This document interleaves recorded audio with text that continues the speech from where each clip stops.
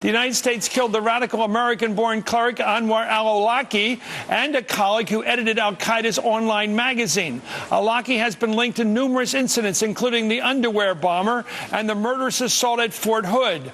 Along with the killing of Osama bin Laden, today's drone strike in Yemen makes it that much more difficult for Republicans to credibly call the president weak on terrorism.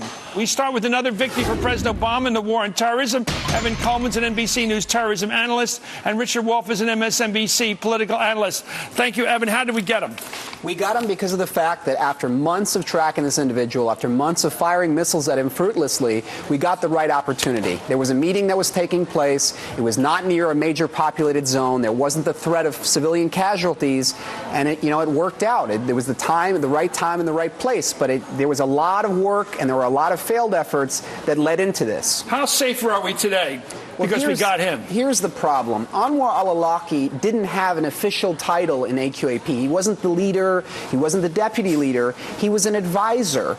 And so he assisted with recruiting Westerners, okay? But he wasn't a military official. He's not a bomb maker. Unfortunately, as far as al-Qaeda in Yemen goes, they have pretty much the same military capabilities today that they did yesterday. It's more of a long-term thing. It may be more difficult for them. Wait a minute. Let's get this straight. Is he operations or is he propaganda? He's to a small degree operations, to a large degree propaganda. This is somebody who is known as the godfather of homegrown terrorism, of contemporary homegrown terrorism. He's far more valuable in terms of recruiting lone wolves and homegrown extremists than he is as a military official within or in support of AQAP. So basically, al-Qaeda in the Arabian Peninsula, this guy goes around, gets on the air, gets on the internet, and stirs up people who may possibly be leaning against U.S. policy in the Middle East, turns them into radicals. They see him as a rock star. There were the guys out in Fort Dix here in New Jersey who were scoping out terrorist targets.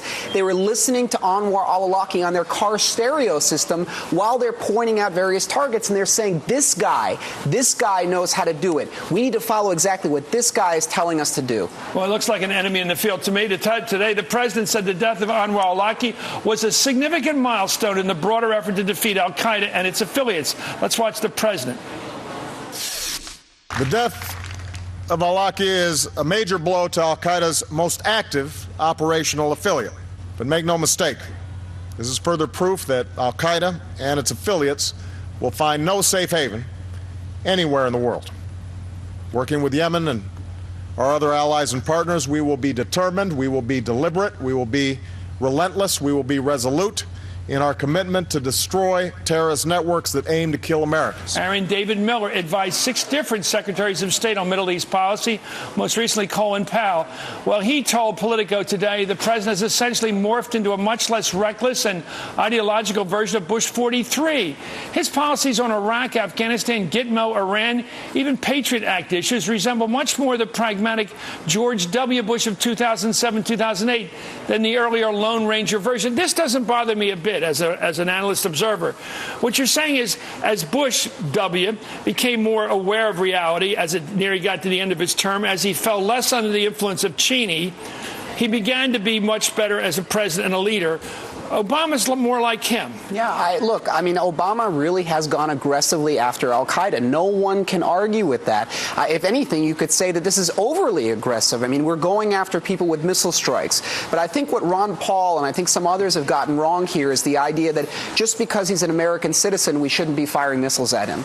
This was someone who declared war against the United States of America, who openly broadcast. Ron Paul, talk about being out to lunch. You mean if you go join the Nazi army and fight, and you're fighting in the army against us with the SS, and you get killed in action, that's somehow wrong? You need to be given a bill of particulars or whatever? Yeah, there's no mystery here. Miranda rights? What's he talking about? There's no mystery here. This is someone who went on video and said, I want to kill Americans. I want other people to kill Americans, as many as possible.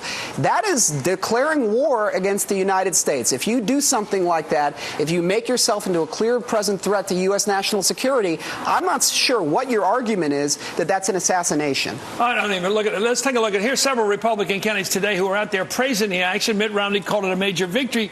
Rick Perry congratulated President Obama and the military. Here's Newt Gingrich this morning defending the use of lethal force against Anwar al-Awlaki, who was an American citizen. Let's watch. American citizens engaged in war against the United States are legitimate targets And I think it was an appropriate and correct thing to execute him. So they give up the right to due process? Absolutely. They got due process. The president signed an order to kill him. That was due process. I think President Obama did the right thing, and I praise him for having had the courage to stand up and defend America against somebody who was clearly engaged in trying to kill Americans. And by the way, that's new talk. Execution, assassinate, that's ridiculous. You shoot an enemy in the field. That's what the president did. Anyway, it's new screwing up things with this awful language. Anyway, however, Ron Paul, of course, as I just said, criticized the action. Let's give Paul his time in court here. Let's listen to Ron Paul criticize the action. This really is a huge deal, Andrea. After killing bin Laden, I think al-Awlaki was really the #2 target. No one was more important to protecting the United States. It wasn't just him being an inspiration. This was a man. That was not Ron Paul. Let's go to this question. It seems to me if someone's in the field, they're doing operations, not just propaganda. It seems to me you've got a good case to bring them down. Yeah, look, the individual who was killed alongside of him, the other American, Samir Khan, published an article in Al-Qaeda's Inspire magazine, Why I Turned Traitor to America. Other articles in that magazine that he authored included How to Build a Bomb in the Kitchen of Your Mom. When you start publishing material like that, when you start encouraging terrorist attacks, when you align yourselves with people that are building underwear bombs and trying to bring down U.S. airliners, I don't see where the argument is that you have lacked due process. You have identified yourself as an enemy combatant. I mean, I guess Ron Paul would say we should have one of these weird kind of third world country trials in absentia, where you try the person before you target them. Look, what's he talking about? There's no mystery here. There's no trial. Okay. This is someone who has acknowledged the role. There's no question about the guilt. Back to your specialty, then we're going to go back to Richard. It looks to me like the CIA. I'll go to Richard first. It seems like the CIA is doing its job under Petraeus, following up on the excellent work done by Leon Panetta.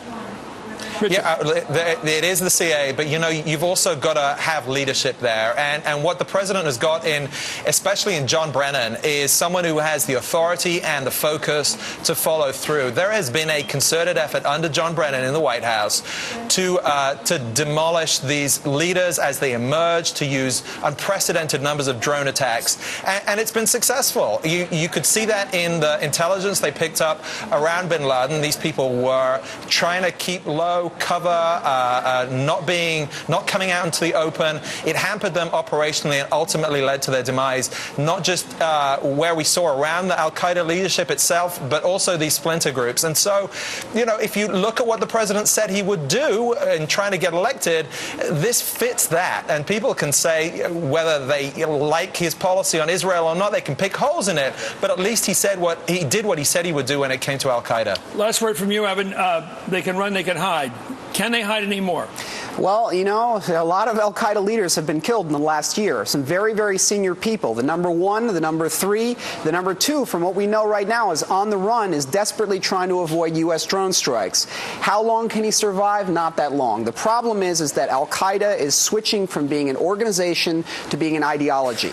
Yeah. And when you have an ideology, when you have a decentralized movement like this, you don't need to have leaders anymore. Anwar al-Awlaki's recordings will live on the internet for decades to come. That's all it takes to radicalize people. Does that mean no more big operations like 9/11? Well, that's the hope. That's the hope. Okay, but I don't know if we jinx it. Yeah, exactly. Wood. Let's not make bragging points about the future.